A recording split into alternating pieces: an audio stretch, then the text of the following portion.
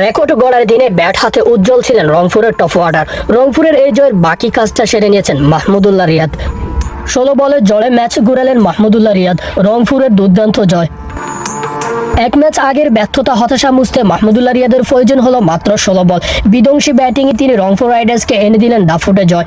সিলেট টাইটার্সের 145 রানের লক্ষ্য তাড়া করতে নেমে মাঝপথে চাপে পড়ে যায় রংপুর রাইডার্স।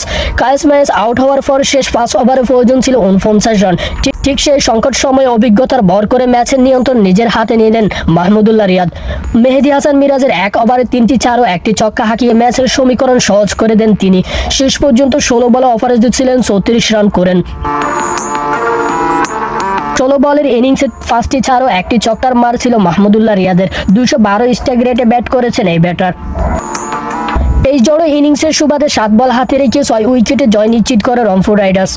এর আগে লিটন দাস 31 রানের কার্যকর ইনিংস খেললেন। অপরদিকে সিলেট টাইটার্স আফিফ হোসেন দুবো ও ইথান ব্রুকসের জুটি কিছুটা প্রতিরোধ করলেও শেষ দিকে ঝড় তুলতে ব্যর্থ হন।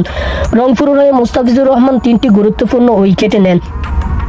মুস্তাফিজ আবারও প্রমাণ করলেন ডেথ ওভারে কতটা ভয়ঙ্কর হতে পারেন।